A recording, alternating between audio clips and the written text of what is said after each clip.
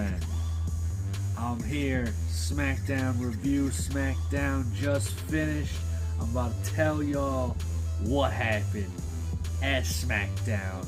Let's get into it right now.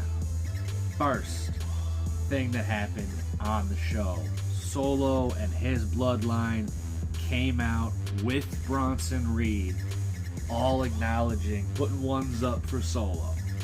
They all came out and did that.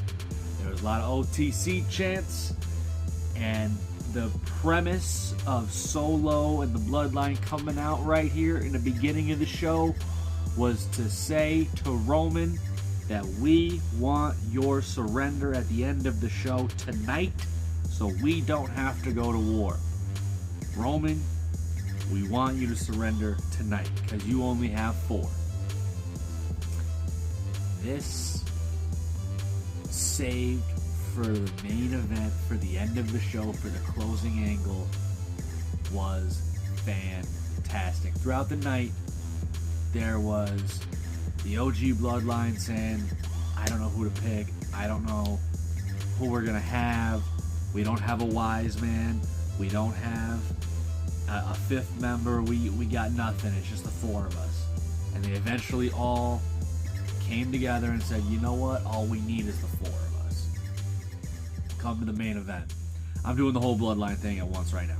Whole bloodline thing at once. Come to the main event. Oh, the main event. I was sitting there sweating when this happened. Solo's bloodline came down first. Then Roman's bloodline came down. They all stood across from each other. Solo even sat there with the mic and said, we ain't looking to fight. All I want is your surrender so you can join my bloodline and we can run this for decades. He said decades. I believe it. If they all were together, they would run it for decades. Thank God that didn't happen. Instead, right before everyone started throwing punches and shit, right before all that happened, we got, ladies and gentlemen, Paul Heyman back. Paul Heyman returns, but Roman didn't know. No one in the bloodline knew because they all thought he wasn't around. The number was disconnected last week. It was, nope, no answer.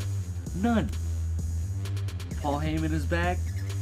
He says you can't have War Games 4 on 5. That's not a thing. That doesn't happen at War Games. So he said it's actually going to be 5 on 5. And this is where I started sweating because there was a pause.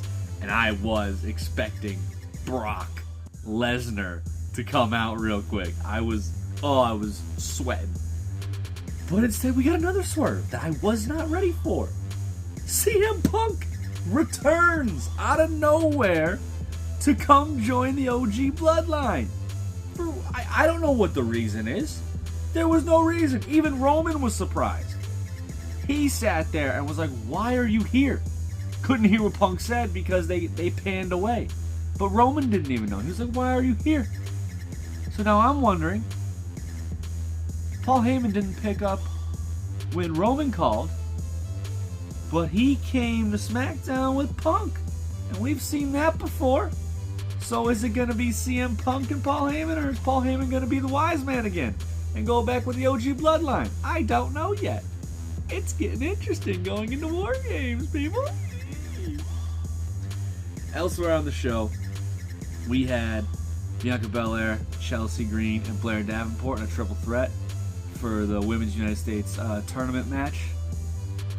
This match ended with Chelsea Green hitting the Unprettier for the win. Crowd went nuts for her, and she's going to deserve it. Hopefully she gets it. But during this match, Jade Cargill was shown put through a car. Like it was all smashed up. Like she was like powerbombed through the car. No one knows what happened. Bianca ran off in the ambulance. They're gone from the arena. No one knows what happened. And that was... There was one thing with Nick Aldis asking Nia Jax if she did anything, and Nia said no, obviously. So I don't know where this is going. I don't know what's happening because War Games is like next week and nothing really happened here, so I don't know what's going on. After that, we had a United States title match for the men between LA Knight and Santos Escobar. Before the match even started, we had a Shinsuke Nakamura promo saying he's going to end LA Knight's title reign. And Shinsuke looks awesome. By the way, I think he should end LA Knight's title reign just because of the way he looks. He looks like Anakin Skywalker mixed almost with a zombie with the face paint. He looks insane. It looks awesome.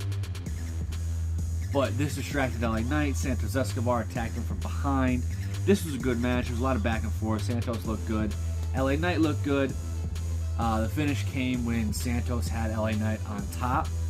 And LA Knight jumped off and hit a BFT almost in the same motion, which was a cool, like, counter.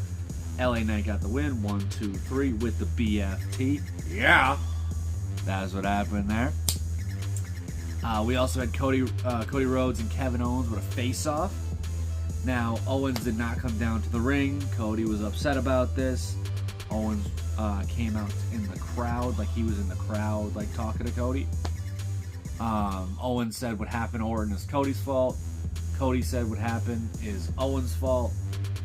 There was a whole lot of verbal back and forth of like, oh no, this is on you. Oh no, this is on you. Yeah, I know what's gonna happen here. I'm not really invested in the Kevin Owens Cody Rhodes thing just because I know Cody's gonna hold the belt past WrestleMania. So that's WrestleMania is 6 months away, so he ain't losing to Kevin Owens whenever that match is, so I'm not worried about that.